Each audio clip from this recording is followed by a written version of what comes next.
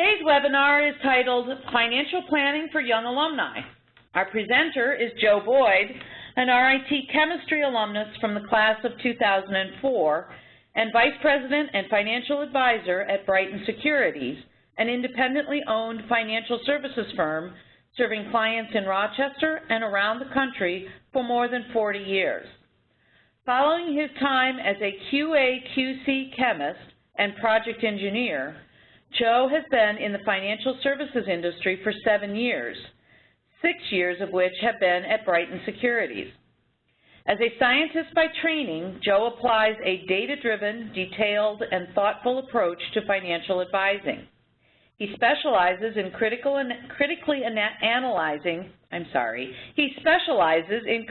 analyzing complex client information, researching various strategies, and making recommendations to clients that are designed to help them address their specific needs.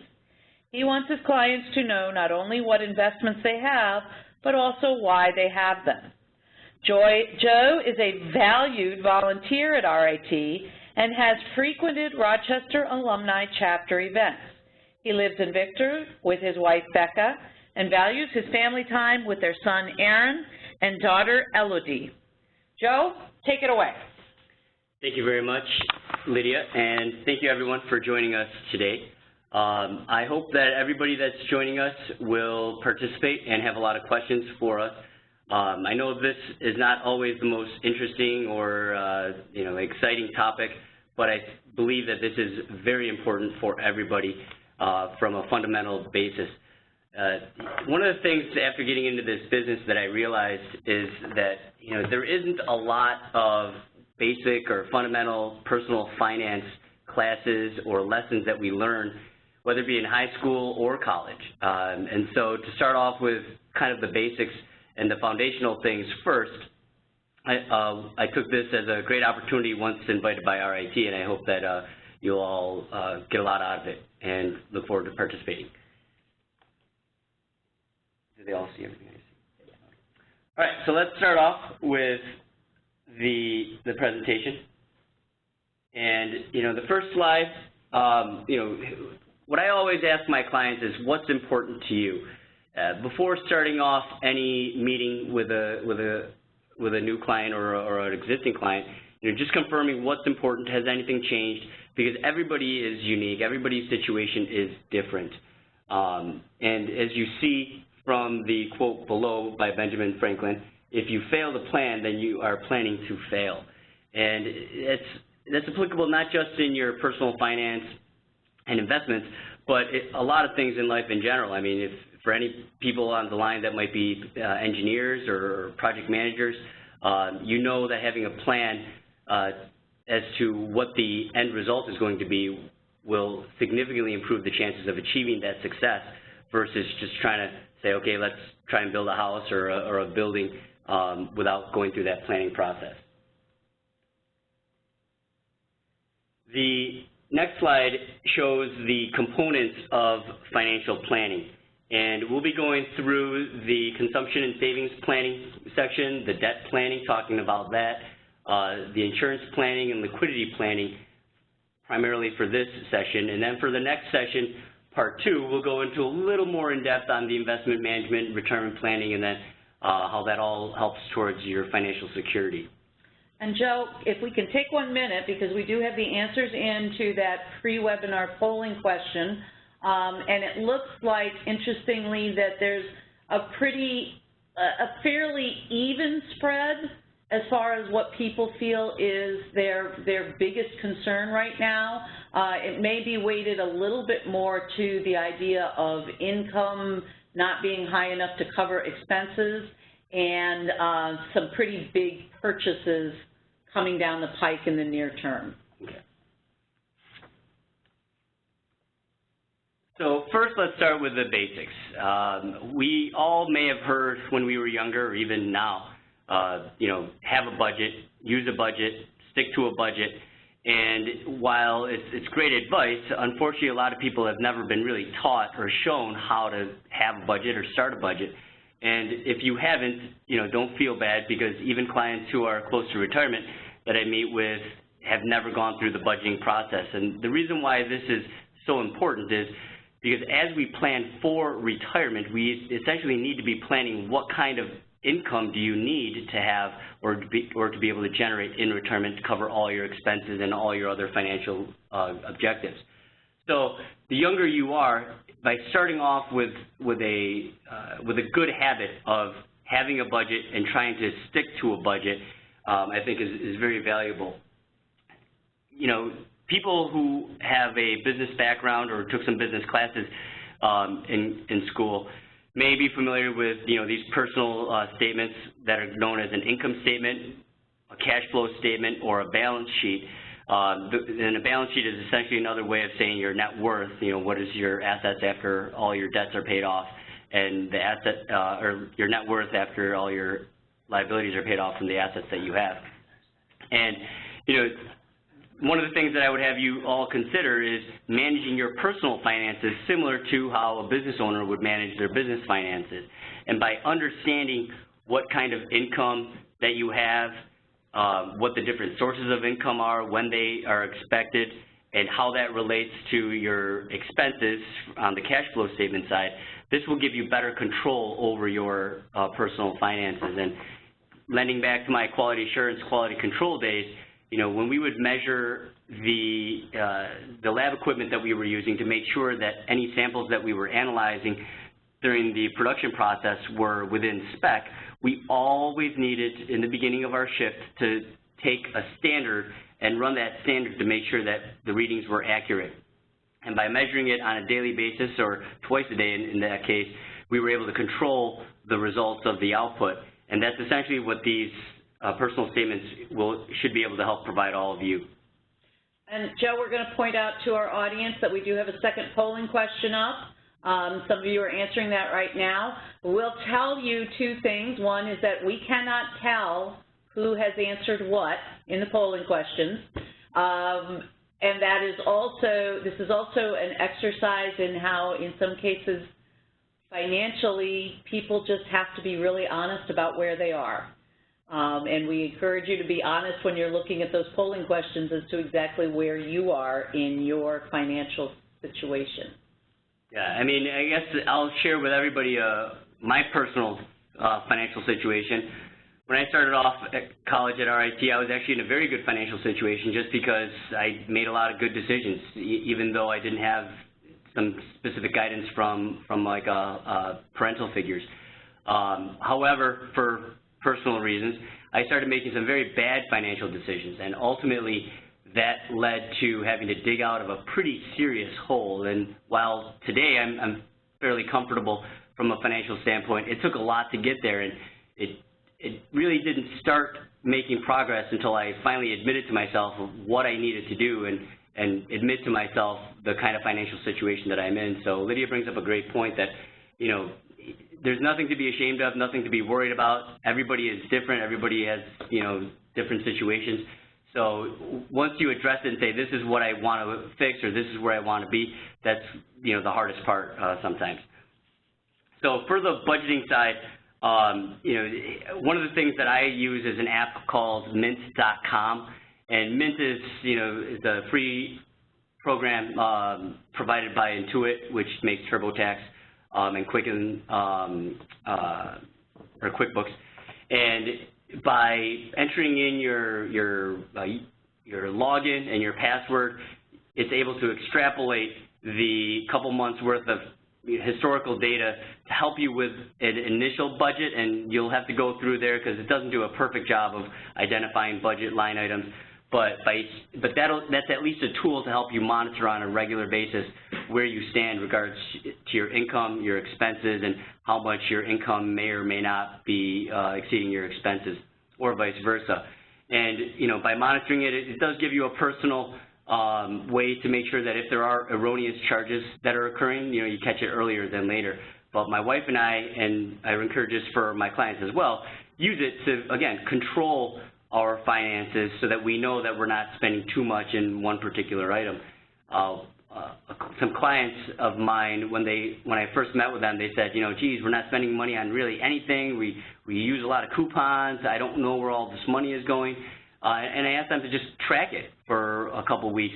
And after the first week, I got a call from her, and she said, "Oh my gosh, I can't believe how much we spend on Mountain Dew and iced tea at McDonald's," because that was their thing. Every morning they would go to the, she would go to McDonald's for a couple iced teas, and he would go to the convenience store while getting gas for some Mountain Dew and I think a candy bar or something like that. But it was over $100 a week that they didn't realize. That they thought they were just spending a couple bucks here and there every day, but they didn't realize how much it added up over time. And by addressing that and saying, geez, we don't want you to miss out on that if that's really important to you, but maybe there's ways that you could achieve that with, but at a much lower cost to you. So instead of getting Mountain Dew and paying $1 whatever every day on your way to work, why don't you just go out to Wegmans or Walmart or wherever you shop at and get a case of it and take a can every morning from your fridge.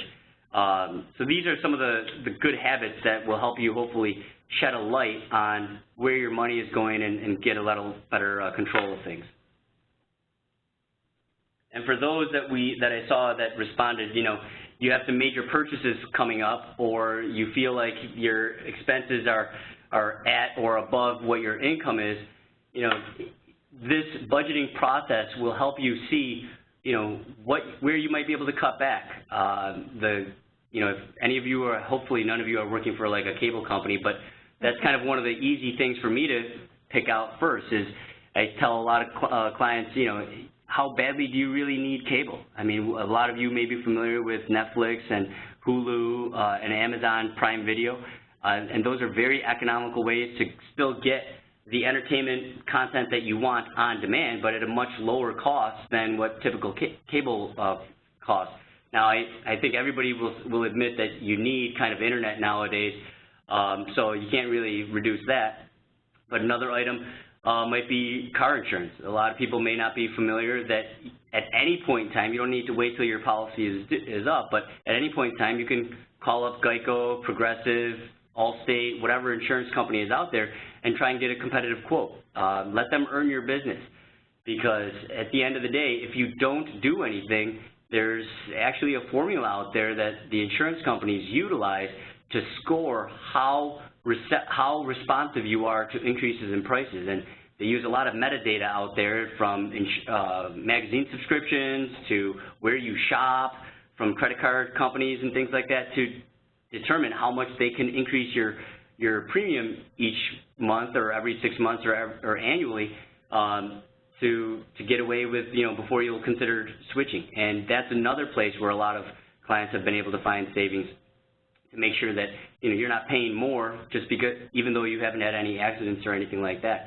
And just, not to beat a dead horse here, but again, because this is such a fundamental part of everyone's personal finance, something that I would say to everybody is, find the 1 or 2 things that's really important to you, right?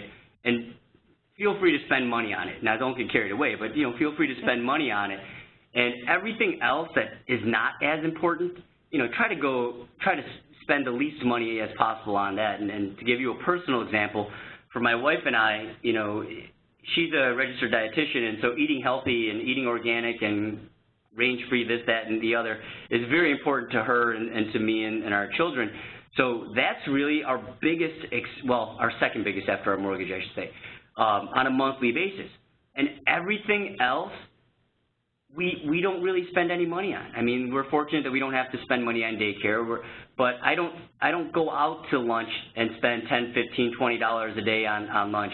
I mean, to kind of harken back to the days when I was poor, I eat peanut butter and jelly sandwiches, and she throws in some fruit and things like that. But, do I need to? Absolutely not, but should I? Because it's a good, prudent financial habit? Absolutely. And so that's just an easy example. And coffee. Coffee's another big thing. While I love Tim Hortons and some people might love their Starbucks, is it really worth it, $5 for a coffee every day? So think about that, be honest with yourself, and, feel free to spend money on what's really important to you, and everything else, try and really reduce the expenses on. Joe, we have a question. In the past, there have been formulas for percentages of your expenses that should apply, say, to living expenses or maintenance expenses and things, do those formulas still apply today, or is it just pick what you want to spend your money on? I'd say that's a good start, and I guess before even that, I would say it depends. That's actually one of the things that I've used throughout college and then, you know, even in my working career, and I picked that up during one of my freshman chemistry classes. You know, the answer, it depends. It's a good place to start, but again, everybody's situation is so different. So to say, you know, X percentage should go to food, X percentage should go to housing, well, you know, if where you live and how big of an apartment or a house is not that important to you, but traveling is very important to you, obviously the percentages of your income are going to be vastly different to those guidelines. So I would say that's a good starting point, but then from there, starting with where your priorities are, what's most important to you, and then augmenting those percentages to fit with what you want to achieve is probably a better way to go. But again, if you don't have a financial advisor, if you don't know kind of where to start, then that is a good place to start. And kind of going back, because thinking back, I didn't really answer one of the answers of, you know, saving for a big item that's coming up. You know, include that in your budget. Pay yourself first for what, and save that into an account for, you know, that new car, that new house, that new baby, whatever might be coming up. And going through this budgeting process will help you find those dollars to save that extra money for that goal in the future. The next part of financial plan is debt planning. And, you know, while we may not all be willing to admit it, student loans is considered a good debt. For one reason, as long as your adjusted gross income is below a certain threshold, the IRS says the interest that you pay on it is a deductible expense if you itemize. So, and ultimately student loans, the reason why you take them out is because you end up with a degree and an education that will allow you to earn a significantly higher income than if you didn't have that degree or that education. Another form of good debt currently as laws stand is mortgages, because your house ultimately is an asset. Now, I wouldn't consider it necessarily an investment because unfortunately the financial crisis, I think, taught a lot of people that a house, or at least your primary residence, may not be considered an investment in that it's going to grow or appreciate every year. And typically when we think of investments, we do look for some sort of a return, and some of that is in the form of an income stream. And for your primary residence, you know, you don't generate an income stream, but it is considered an asset, and the mortgage that you do pay, the interest on it is deductible, again, if you itemize, and depending on the state that you live in, that will determine, you know, what's best for you. Things that are bad debt would be, I personally think, are car loans, because obviously the interest you pay on that goes to whatever bank or financial institution that you get that car loan from.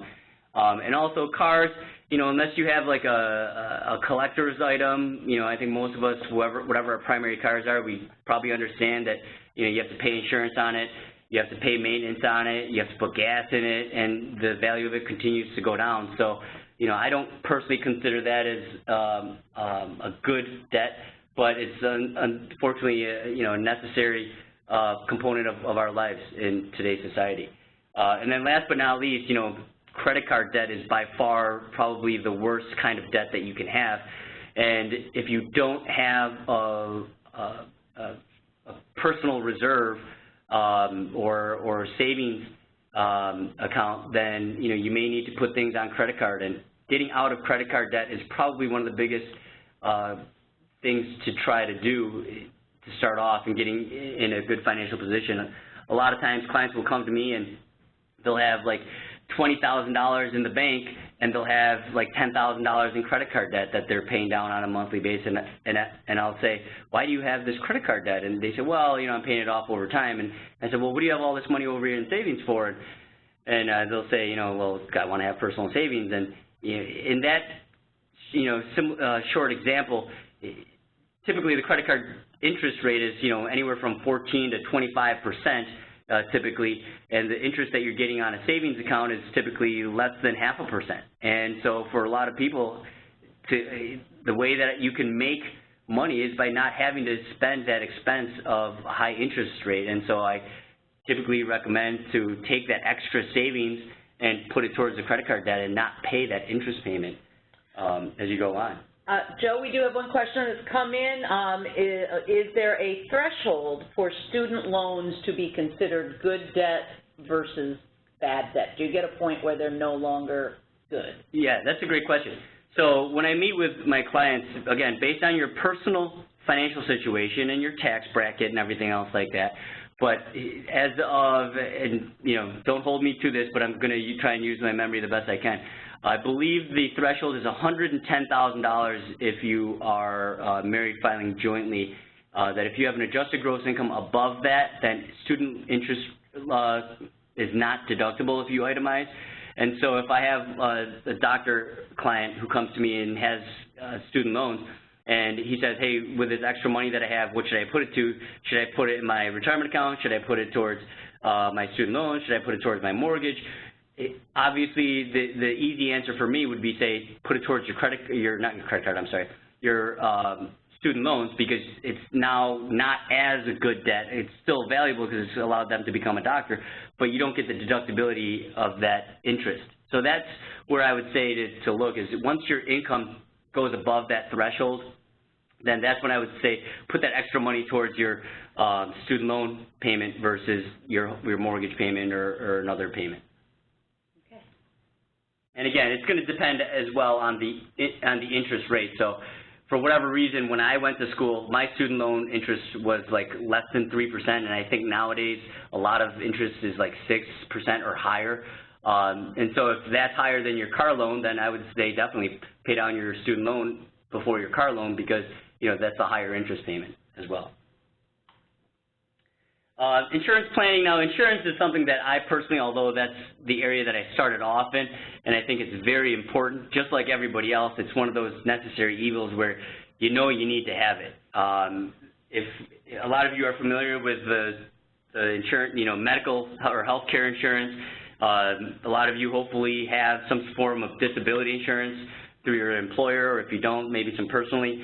If you have family or if you have student loans that somebody else is a co-signer on, you probably or hopefully have life insurance that in the very, very small chance that something happens to you, they're not grieving over the loss of you, but also that they have, they don't need to worry about the student loan that you took out. And then as you get further down the line and as you get older, things like long-term care insurance or property and casualty, so essentially your car insurance everyone is familiar with, homeowners insurance and such.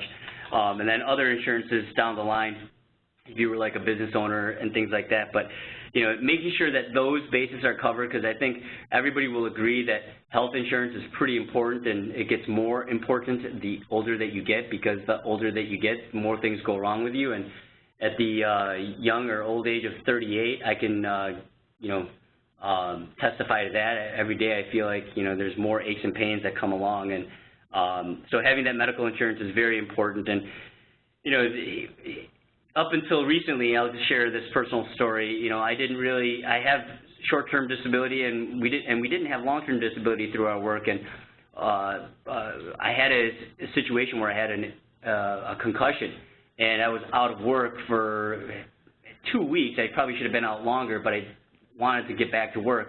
And, looking at my personal financial situation, if I had died, because looking back, it really was pretty serious. I really could have died.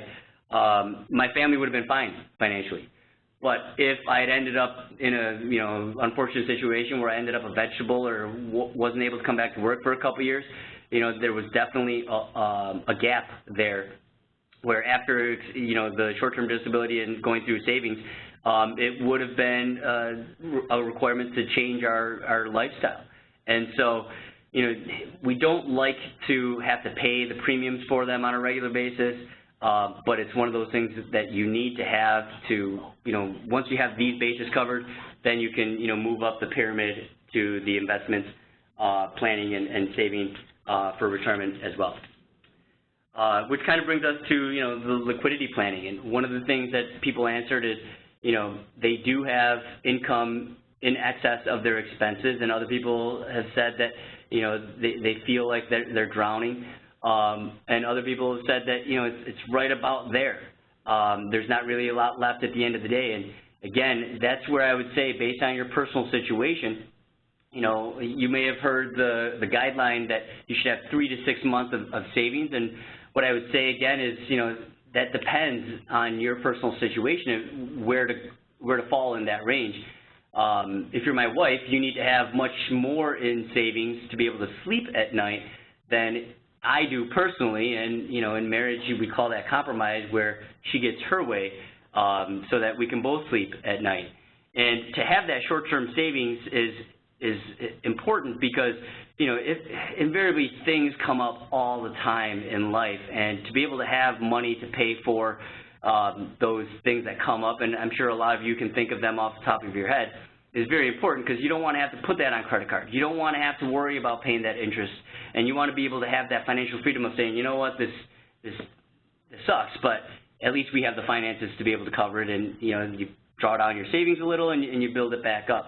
But going back to how much you should have in savings, I would definitely say if you are somebody that has a pretty high skill level where there's not a lot of people doing what it is that you do, you work for a company that's pretty well established, or you've been doing it a while, the likelihood that you need a lot of savings, like 6 months or more, is probably not as significant versus if you were, you know, a construction worker where your work may be more seasonal, or you may not be able to, or the company that you work for is more of a startup. You know, then I would encourage people to have more money in savings, because, you know, in the unfortunate situation that you may not have a job, you know, you will always want to be able to have enough money to make it through, to bridge that gap until you do find a new job.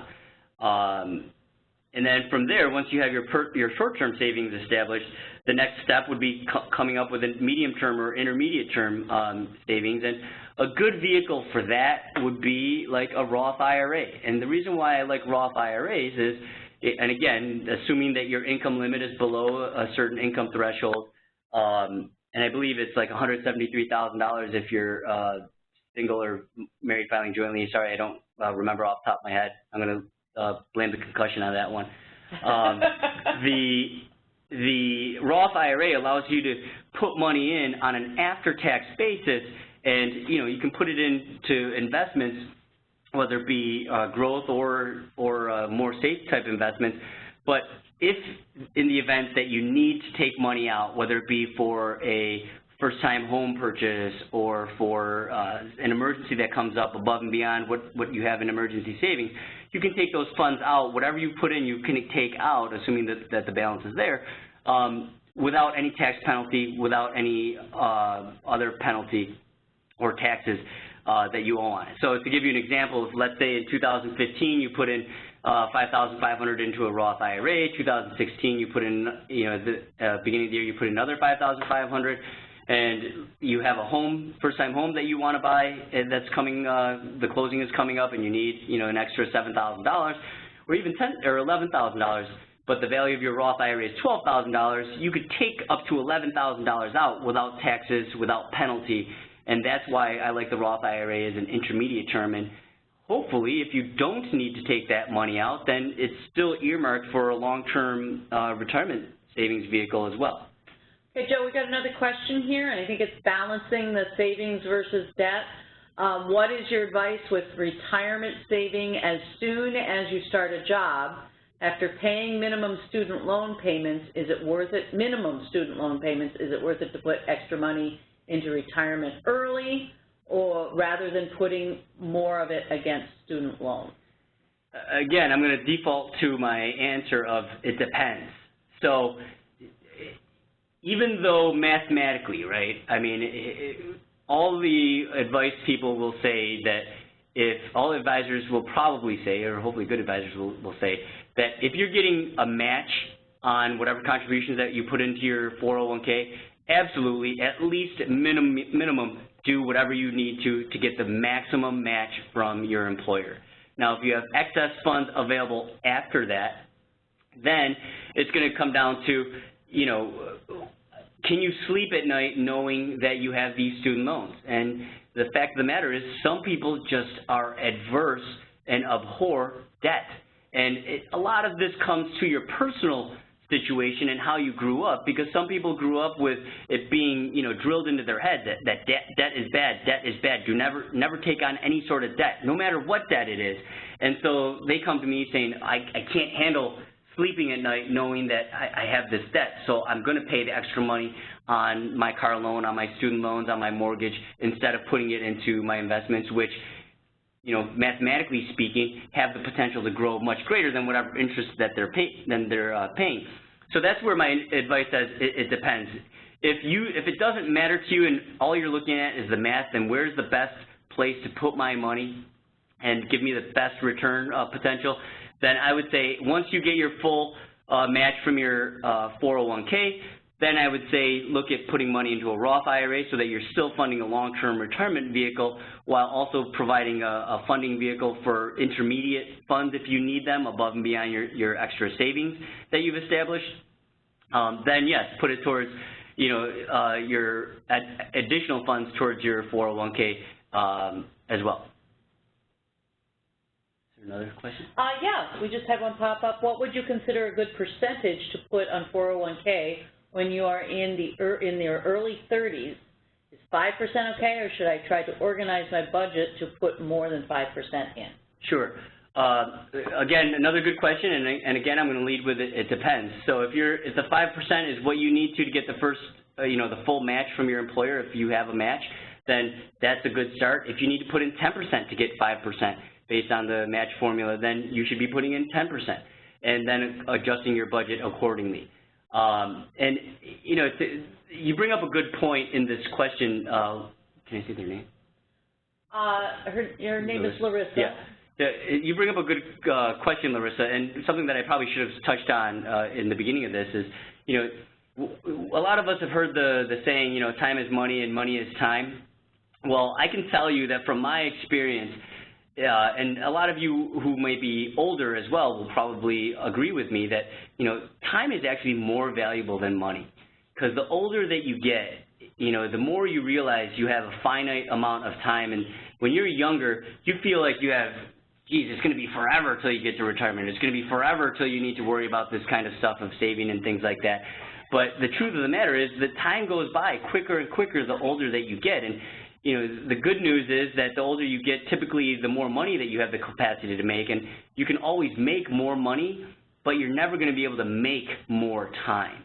And so starting off in the early 30s, you know, Larissa, I would say as soon as you graduate, if there's people on the webinar that have recently graduated, start now. Start in your early 20s. When I got out of college, when I got my first job, which was actually before I graduated RIT, I started off putting, I think, 10 or 15% into my 401k, and I got a nice 6% match, and I was able to have a pretty significant amount of savings in a relatively short period of time. Now, granted, it was because the investments that I was in also did very well, but it goes to show you that, you know, if you start off very early on, you have to save significantly less to achieve a certain dollar amount in retirement 30, 40 years from now. Whereas if you start later on in your 30s or, you know, even 40s for some people, you need to save a significantly greater amount. And I'll give you an example. I've got a client who is the daughter of another good client of mine, and she came in right after graduation and starting off in her job, and we're maxing out a Roth IRA for her.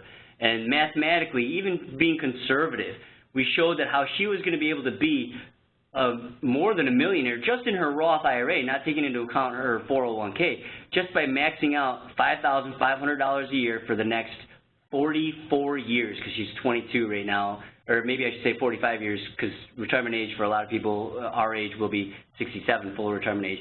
And she was just astonished at how much money that can grow to.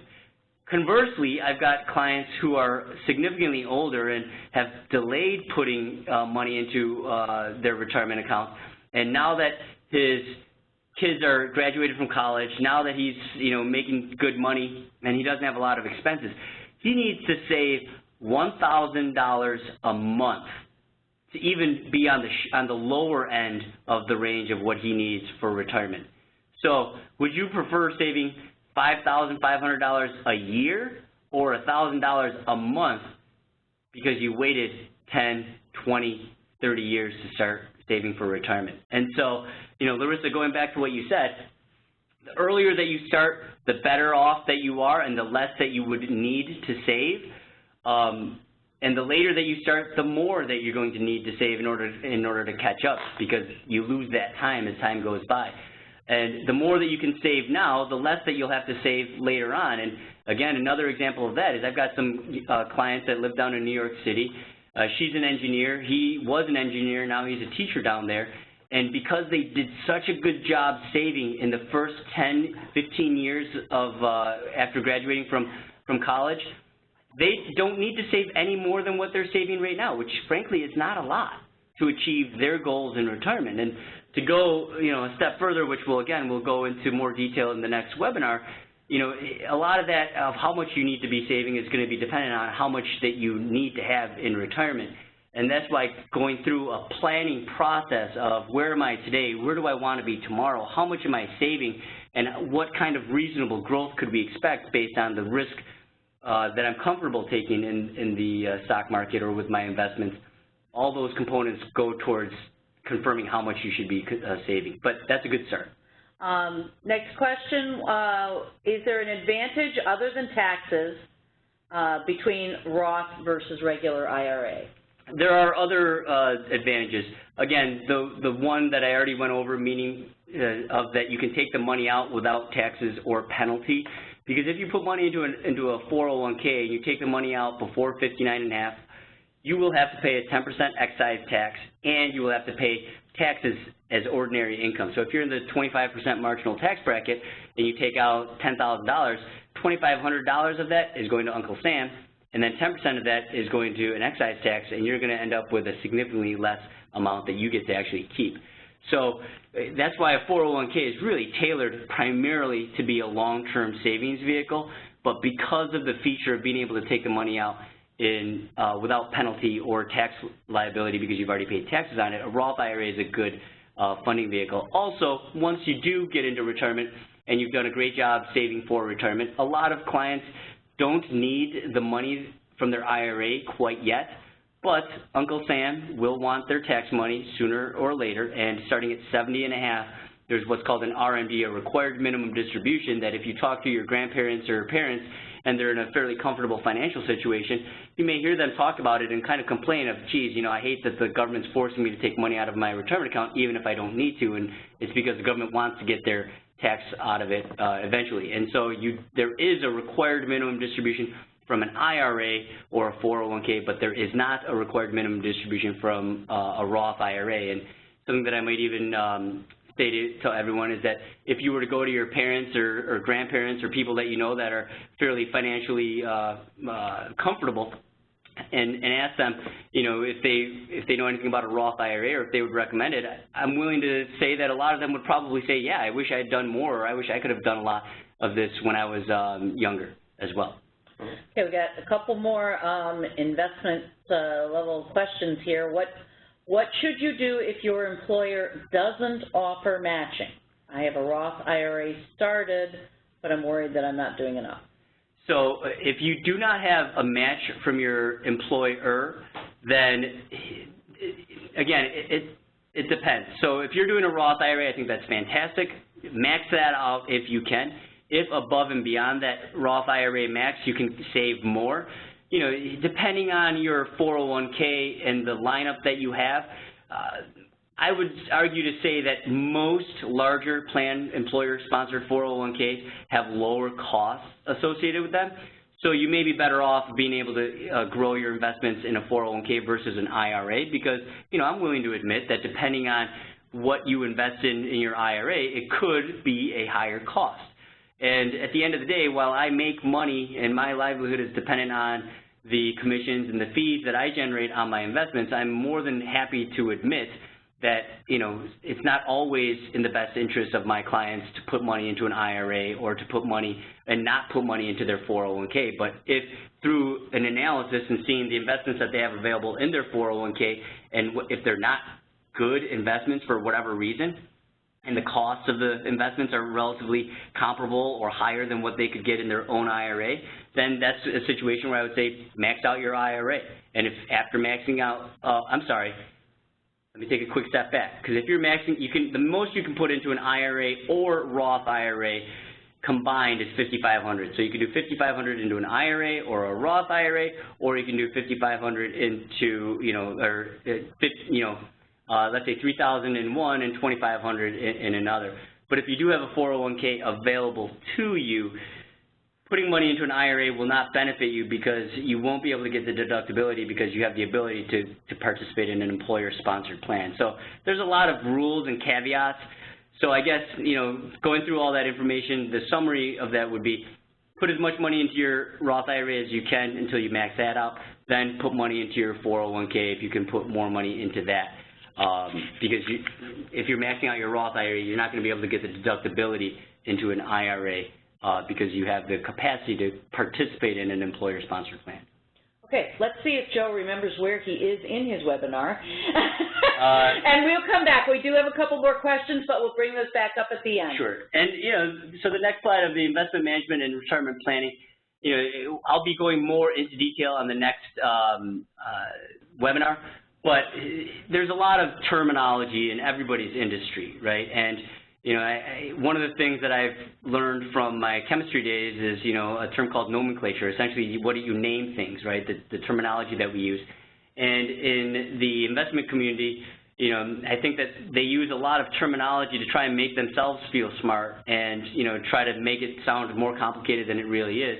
And what I'm here to say to you is that whenever you hear something called strategic strategy or asset allocation, it just means diversification. How are you diversified between stocks and bonds and between long-term bonds, intermediate-term bonds, short-term bonds, high-yield bonds, which are another fancy way of saying junk bonds or low investment grade or non-investment grade bonds, municipal bonds, and then within the stock side, there's preferred stock, common stock, and then there's large companies, medium companies, small companies. So there's a lot of information, but sometimes I think people in our industry try to use the more fancy terminology to make ourselves feel smart. But if you see something around asset allocation or strategic allocation, it's really how are you invested over the long term between stocks and bonds. Tactical strategy is more of, if you see that terminology, it's kind of money managers' attempts at trying to utilize the ups and downs of the market or industries to provide additional growth opportunity. And and a good example recently might be energy. For any of you that are kind of keep up with what's going on in the stock market and the world economies, you know that energy or the price of a barrel of oil has come down significantly over the past about year and a half or so. And, it's gone from almost $140 a barrel to about $25 a barrel, I think, down in February. And now we're, I think, about $40, $45 a barrel. And so that has presented opportunities in the short term that, some investment managers, or if you as an individual investor might want to try and take a tactical tilt over the short term. But again, ultimately, in planning for retirement, one of the things that we look at is how all these different parts of your financial life come together. So things like Social Security, things like an employer-sponsored plan, whether it be a 401k for most for-profit companies and corporations, a 403b if you're a non-profit or not-for-profit identity like a RIT or U of R, other personal savings that you have. I mean, all those components come together to come up for your retirement plan. And, some of the details that are not included are things like inflation, things like cost of living adjustment for different components of spending. Taxes, oh my gosh, I mean, for those that are in New York or in a high tax state, that's something that kind of never goes away. But those are kind of some of the things that we'll go a little more deeper into in the next webinar. Yeah, and Joe, can you talk just a little bit, we will point this out, which we didn't announce, that there is a part 2 for financial planning for young alumni coming up in 2 weeks, and we'll talk about that at the end. Can you talk just a little bit about risk and risk management in your asset allocation? Sure. So when you diversify your investments, you're essentially trying to not put all your eggs in one basket, right? I mean, while large, well-established companies historically have been the safer route to go, that is not a guarantee that that's the best way to grow your money. Historically, actually, over the long term, medium and even better small and even better international companies have and investment opportunities have provided better growth over the long term, again, long term being the operative word here, than just the large domestic. And it just so happens that recently the stock market has, the results have shown that the larger growth-oriented companies have done well. And so, you know, there's a kind of something called recency bias, where whatever recently happened, our brains, for whatever reason, are wired to think that what's recently happened will continue to happen moving out into the future. And by having a diversified portfolio of big companies, medium companies, small companies, international companies, stocks and bonds, you know, you're taking all those different risk and reward profiles and characteristics and blending them for a lower average risk profile versus if you just had one in particular, no matter how good that one company can be. And, you know, a lot of you on the line may be familiar with a company called Apple. A number of years ago, Apple stock raced up to $700 a share before the split that happened recently, and because everybody thought Apple could do no wrong.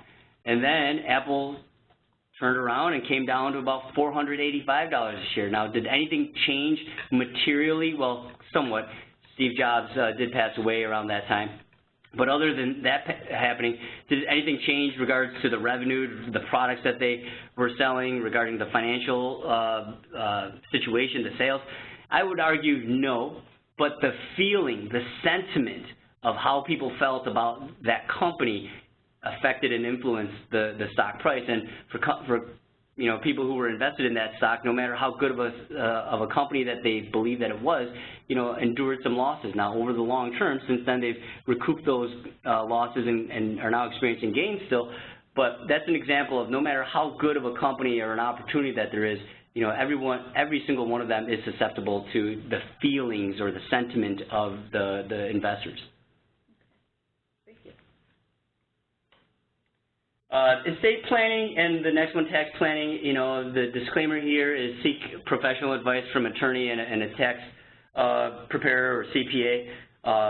For estate planning, really what we're looking at is how do we protect the assets that you've accumulated, but again, this is maybe not as relevant to the people on the line today, but one of the things that I would say is, as a fellow younger alumni, if you guys will allow me to be included in that, is if you have a family, if you have children, then setting up a will is probably something that I would recommend and that you seek advice for in getting that set up, because, you know, through a will you'll be able to identify and control how you want your assets passed on, or what you want to, you know, who the guardian of your children will be, and how they'll be taken care of if something were to happen to you. And again, there's a very small chance, hopefully, of that happening, but that is something that you always want to address now and not have to worry about it later on. I'm sure a lot of you have heard about different celebrities like Prince most recently, how he passed away, didn't have a will, and now, you know, everything's in court and held up in probate as to what's going to happen and who's going to get what. For tax planning, you know, ways that you can minimize your tax play, because a lot of times my clients who tend to be in a higher tax bracket or that are more, you know, just want to make better investment decisions, or personal finance decisions, I should say, they say, well, how do I reduce my tax liability? And, you know, a good way to do that is by putting it into a 401k or a 403b, and if you don't have that available, putting it into an IRA. Another way that I recommend is if you're in a high deductible health care plan, maximize the funding that you put into an HSA, because every dollar you put in there, you get to use for your health care expenses, but it's all pre-tax. And depending on what tax bracket you're in, you know, I'm in the 28% tax bracket, married filing jointly. So, you know, every dollar that I spend for my HSA, essentially getting a 20% discount on, you know, medication and my doctor's bills. And FSA, if you don't have an HSA as well, are other ways that you can fund accounts to retire your tax liability. But again, you know, for official advice, seek advice from your personal CPA. Where do we go from here? I could talk about this forever. I see that we are coming close to running out of time, and luckily for all of you, or maybe unlucky, I guess, depending on how all you feel, we will be going more in depth on the investment side at the next webinar. But if you have any questions, there's my email, there's my phone number. If you don't want to jump on mint.com or research your own app to help you with setting up a budget, I've got a budget worksheet that I can email you if you want to just email me for that, or if you have any other questions that I didn't answer or we didn't get a chance to answer, I'll try and get back to them as soon as I can as well. So we've got a couple more questions, time for one or two more that we can go back to, and because Joe is going to talk in more detail about retirement funds and asset selection and such in his next webinar, I want to first pull up questions regarding going back to the student loan debt. And we have one question that says, is there, I'm sorry, as a single person, is there a threshold for student loan debt that's considered good or bad? Yes.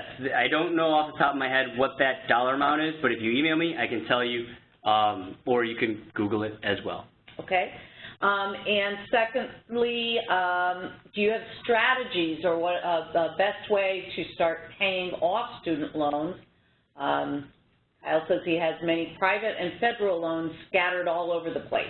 Yeah, Kyle, I mean, that's a tough question because, again, the student loan environment is different than when I graduated. For whatever reason, when I graduated, I had the ability to consolidate all my loans, private and federal loans, through Fannie Mae, I believe it was, or whatever the student loan organization is. And, so that was able to afford me a much lower interest payment. I hear recently when I was at the chiropractor, my chiropractor, she was asking me a question about her student loans, and she said she was able to find through Citizens Bank a way to consolidate her personal loans at a fairly attractive, what I thought was a pretty low interest rate payment. I think it was like 3.5%. So if your local banks offer that, then check those out. The thing that I would worry is, or caution everyone on, is just do your homework, okay? And the reason why I say that is probably because of my chemistry background, where before you start off with a hypothesis and you have to go through the research of proving that hypothesis. But if you come up to an opportunity that looks too good to be true, do your homework, make sure that it truly is what it is, and make sure that you understand and ask all the questions. And if you don't know what questions to ask, again, you can feel free to reach out to me or reach out to your parents or whoever. If you have a personal financial advisor, talk to them as well, because that's what we're here for. We're giving you financial advice on what you should be doing to make the best financial decisions for yourself as well. Because one of the things I always tell my clients is, they're all very, very intelligent. Probably a lot of them are smart, way smarter than I am. And the reason why they have me, though, is because they know at the end of the day that their time is best used for whatever job that they do, or their time is better used for the family and spending time with the family versus poring over the internet of what the best strategies are, what the best mutual funds are, or investment opportunities are, how can they achieve certain financial goals. And with me, they'll be able to make the better financial decisions than without me. And ultimately, when you add those things over the long term, you're going to be in a much better place with me than without me. Okay. We're going to wrap up now. If your question did not get answered, as Joe has listed there his email, you can